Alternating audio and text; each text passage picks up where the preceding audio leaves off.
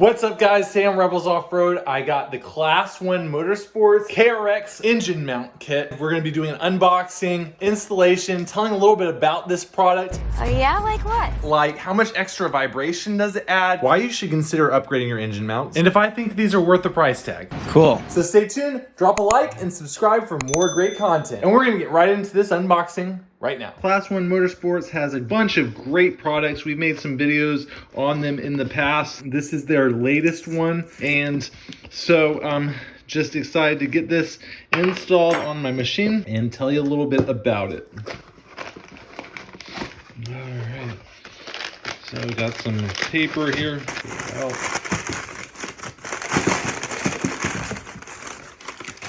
There we go. That is what we are looking for. Ah, that is nice. Let's go ahead and unwrap. Got some just like saran wrap type material here.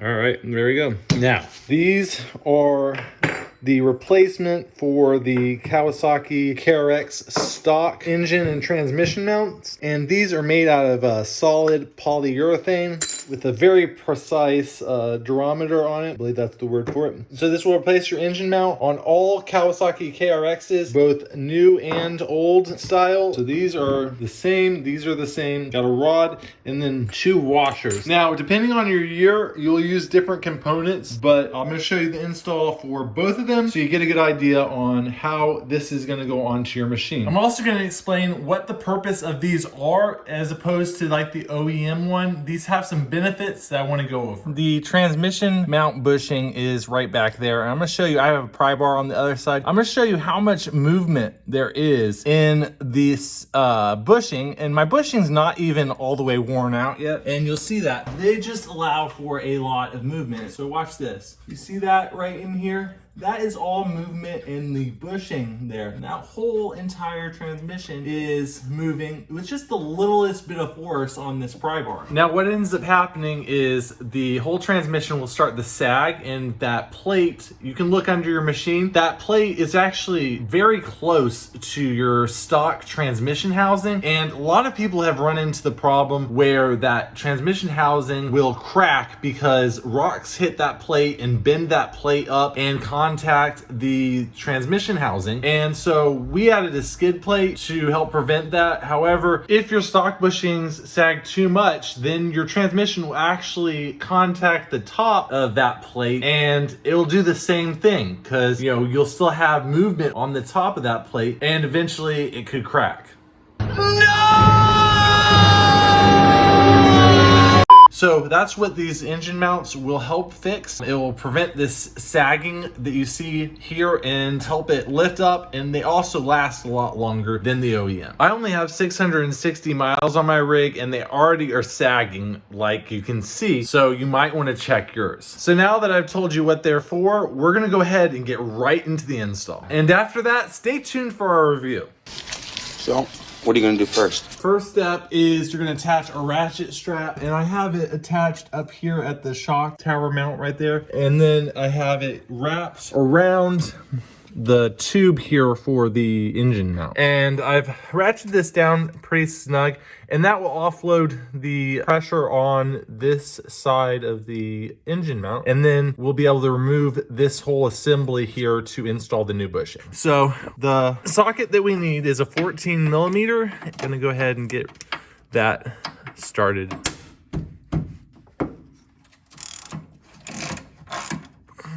So this kit will help with the sagging issues with the stock engine mounts, and it will help keep that transmission up above the plate and protect it from bashing on rocks and stuff like that. Really, it's a complete system if you couple it with the transmission skid that is sold at Class1Motorsports. I have a video on that as well. If you want to check it out, I'll link it right up in the corner here, and you can check that out as well. But you really want to prevent the costly damage to your transmission, and this will help keep it up and prevent that rattling and sagging from the stock engine mount bushing. And I'll show you the difference here in a minute once I get this first one off. Okay, so you're gonna loosen up this bolt here and remove it. Like I said, that's 14 millimeters. Set that aside. And also there's another one right here. Went ahead and loosened up, and we are going to remove it. And then we are going to loosen up this one, which is also a 14 millimeter. And then once we have that loose, we should be able to go ahead and get the old bushing out. That one's torqued down pretty good. And this plate will come off with it. So this is where the difference between the earlier style and the newer style comes into play. On the older style, you have the bushing pressed in like this, and you're able to remove it without actually taking off these two screws there. But I'm gonna go ahead and take the whole assembly off just to show you. Show me what? How you would install it on the newer one as well. Once you get that plate off, you should be able to just pry this off. May have to ratchet up on this a little bit more. Should just be able to work it, this whole assembly off there. And the whole assembly comes out like that. All right, so we got our engine mount assembly here, and I'm gonna go ahead and take out the old bushing. And how you do that is just kind of push it through here.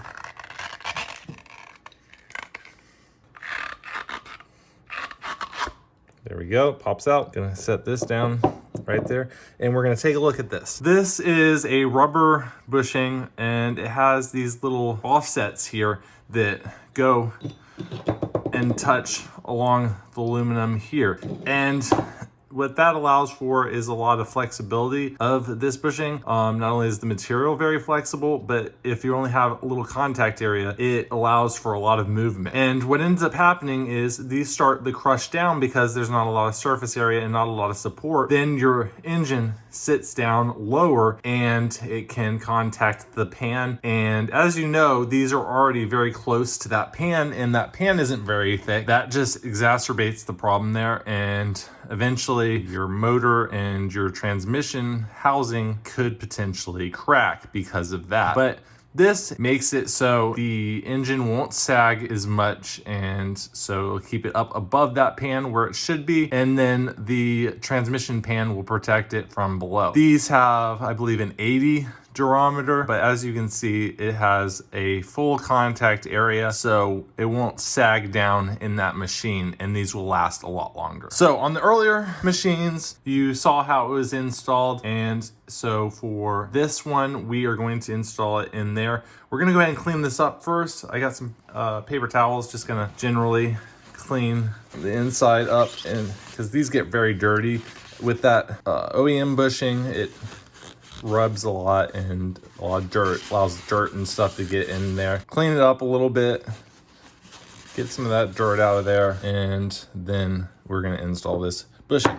Another thing is, since this bushing is a polyurethane, it doesn't hurt to add a very, very thin layer of grease on it. Extremely thin. Keep in mind that grease does attract dirt, so this may cause it to get a little dirty. But if you put a very, very thin layer on there, it'll help with the install. On the older models, it's gonna be installed like so, with a shim on it, and you see how easily it went in there. We're also going to put a very thin layer on the inside of this bushing. You don't want much, you don't want any coming out the sides or anything like that when you have it. On the newer models, this bushing will be installed in the reverse orientation, and you won't need that shim. So just look at your model, which way your bushing is installed. If this part is facing out, then you have the newer, or I'm sorry, the older model. All right, so we're gonna go ahead and get this assembly back in the machine, and then we're gonna do the other side. Okay, so now we have our assembly here, and we're gonna go ahead and put it on that tube, and it should slide on pretty easily with the grease, but you have to work it back and forth a little bit until the holes line up for this and this, and you'll be able to just feel it with the bolts. Those start lining up, and you're able to start tightening those down. So we're gonna go ahead and tighten that up.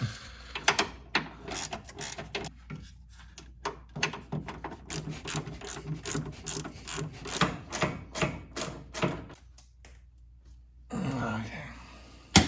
now that we got that all tightened up, we're gonna go ahead and install the shim, and that just goes on right there. And what that does is it keeps pressure on that bushing. We're gonna go ahead and reinstall this, then the bolts on there. This has these little grooves here, and see how it locks into position, and that's how you want it, is to kind of lock it into that position, and then you can tighten this on down.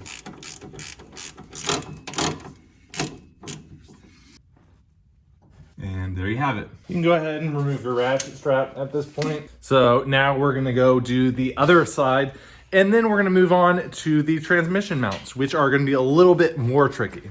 So you want to stay tuned for that. So the first part of this video was for the engine mounts, and that one is very easy. You can get that done in just a couple of hours. However, the transmission mounts that are upcoming are very much more labor intensive, and it takes a lot of time to do them. So make sure that you have sufficient time set aside where you can have your machine down to tackle this next part. So hopefully you can see this, but there is a nut on this side, and this is actually a bracket. There's two more nuts down in there, and this little bracket piece can come off. However, on the opposite side, there's not this bracket, and it's welded. I'm gonna show you how to remove and install both sides of the bushings, but as you can imagine, the first step is to go ahead and remove this nut here. And it's a 17 millimeter, so got a little extension and our 17 millimeter, and we're gonna go ahead and blast it off with our impact wrench.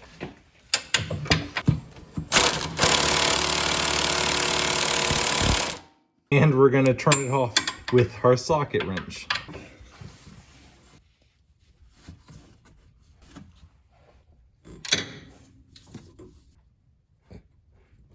And we're gonna turn it off with our breaker bar.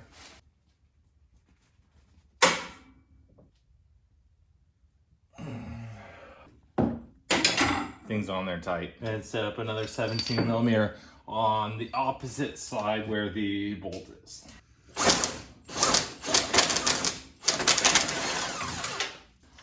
And there's the nut. Look at this. This bolt is coming right out without any real resistance. And so if you can remove it, go ahead. Otherwise, you'll go to the next step. All right, so coming over to this side, we're gonna go ahead and remove this bracket here. And to do that, we have our two bolts here that hold it. And those are 17 millimeter. We're gonna go ahead and put our impact socket on these ones right here. Break up the breaker bar. And now that got started, we can go ahead and blast that one off. The bolt. So for this one, since we have our hitch there, we can't get the socket on, so we're gonna have to use a regular wrench to get on there.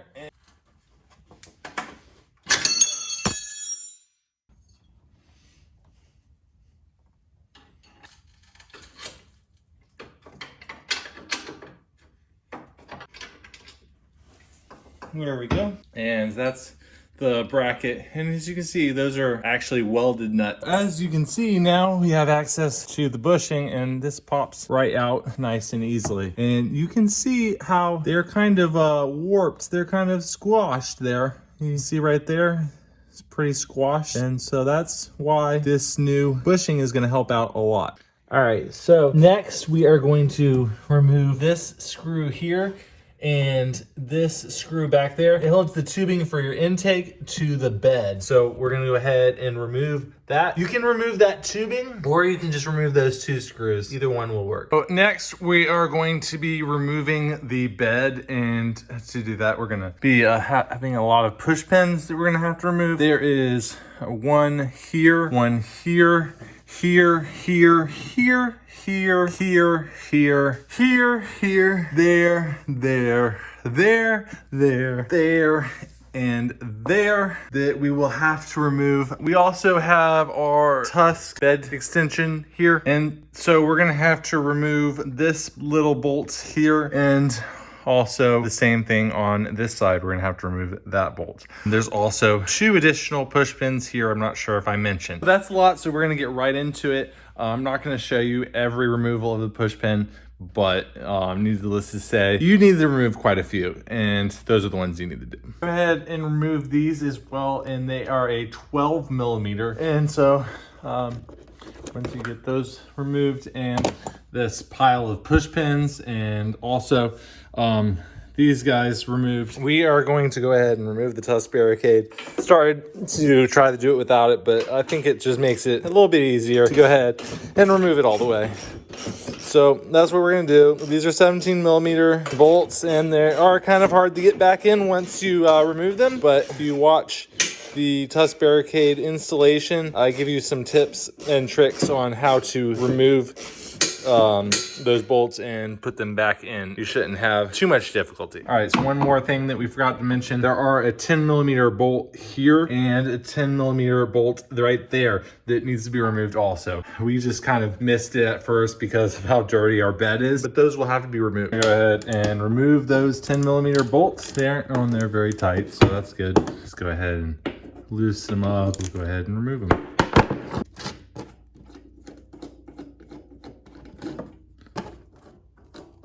There's two.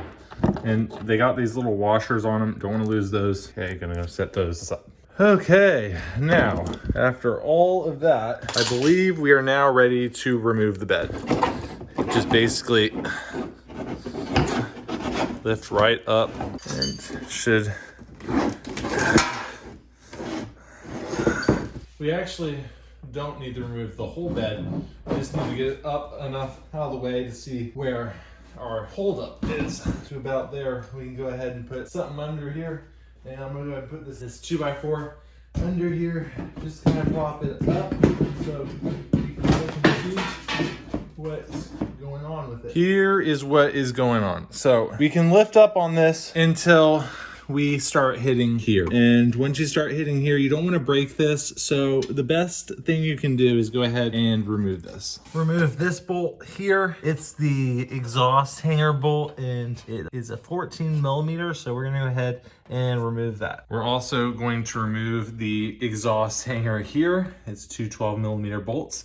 And then also up here, it's two 12 millimeter bolts. We're gonna go ahead and remove this rear section as well. To do that, we're gonna have to remove some more push pins up here. There'll be one back over there. Same thing on this side. We'll have to remove those push pins. And then we have some screws, one there, one there. And I think that will be a good start. And we'll see if there's anything else we gotta remove. With those screws removed, those push pins removed, there's also a push pin in here. It goes right there. That has to be removed on either side. We're gonna go ahead and unplug the lights and go ahead and remove it completely from the machine, so we have all the room to work with. There's a plug here. We're gonna go ahead and unplug. We have our turn signal lights that we're gonna unplug, and then the whole thing should just come right off. Now this whole thing comes right off. Careful, this is you know, one piece. And if it breaks, you gotta replace the whole thing. We're gonna try to lift up this whole bed, so we gotta remove these 4 bolts here. We're gonna try to pivot it up a little bit and see how far that gets us. Okay, so I loosened up this nut here, and that allows this to pivot. And then you kind of pry up on this guy here, which allows more room over here. I got this piece of tubing here, the perfect diameter to fit up through the drain hole in there. And so I'm gonna set that up on my jack, and we are going to jack it up. And why this works is because there's a drain hole, and that is going to fit up in there. Of course, you're gonna stop jacking if it starts to bind or anything like that. We don't want to be damaging our transmission case at all by doing this. Get it raised up and out of the way for removing that transmission mount is okay. We're gonna watch up here, and as soon as it is free and clear, we're gonna stop jacking it up. And then you kind of just wiggle this back and forth and jack up on it until you get it to a position about like this. Now this can be difficult. Sometimes the axle will want to bind up, so I actually ended up removing the axle nut as well as the rear radius arms to allow more freedom when I went to go put it back together. However, had I known known it would bind up, I probably would have done it at this step before lifting it up all the way. Each machine is different and you might not experience any binding, and if that's the case, that's really good because it was a pain in the butt to figure out what was binding and to allow that extra free motion. However, if it does bind at all when you're lifting it up, rest assured it will bind when it's going back down as well. And then you can actually get this free with a little bit of prying. So we're gonna go ahead and pry it loose. There we go. Pop that guy right out. And now we can look at it closer. We can go get the new bushing and pop that in now. You can see I bent this up a little bit. No big deal. You can see on this transmission mount, those little spots right there, how they have really gotten mashed down. And I don't even have that many miles on my machine, but these are already starting to wear out. So we're gonna put the one in this side here first. There we go. That's in, and then I'm gonna take this other side and cram that sucker in there as well. And we want to twist and push until it pops in like that. Push it all the way in there. And then we're gonna take our little dowel and push it. It helps if you grease it a little bit before doing this. So I'm gonna throw a little dab of grease on there. I'm gonna put some grease on this pin here and kind of smush it around on one side there.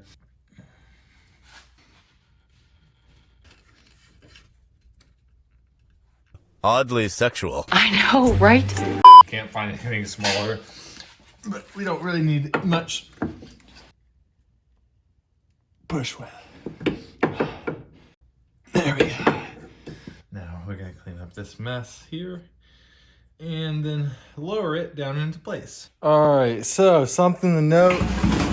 When you jack up the transmission, this axle, actually the other side as well, has a tendency to overextend. And so when you go to drop it back down, it's very hard to get it into place sometimes. So what I had to end up doing was removing the radius arms bolts here and here, and was able to pivot this out of the way enough that the whole thing would drop down into place and move over into place. Was able to get it bolted up. As you can see, it's back bolted together. Have the new mount in there.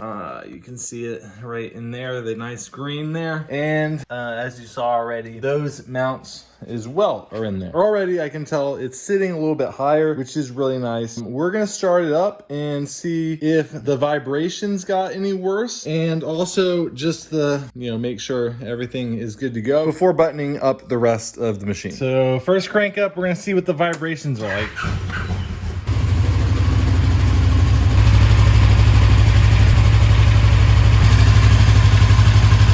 Pretty good.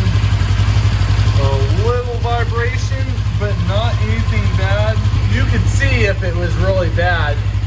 It's just a little tiny bit of vibration. So we just got back from the trail, went out to Gore, Virginia to ride the Cove, and we had the new engine mounts installed. So this was our first chance to really check it out on the trail. And what we noticed was, when we really thought about it, we did notice there was a little bit more vibration than stock, but it was nothing uncomfortable. It's not anywhere near teeth jarring or anything like that, so you don't have to worry about putting these engine mounts in. It was just kind of like a little bit of vibration in the seat that wasn't normally there. It was only when you really thought about it and really had that in your mind to expect vibration, then you started to notice it a little bit more. I was not expecting the install for these to be such a pain. However, that's nothing against Class 1 Motorsports. There's no real way around that. You're gonna have the same difficulty if you install the OEM ones or if you install someone else's. You're gonna have to replace all of these bushings. Eventually, you might as well do them all at once. And I think that's really the only proper way of doing it. So these bushings retail for about $111. And I really think that isn't a bad price, considering that a new case costs much, much more. And these prevent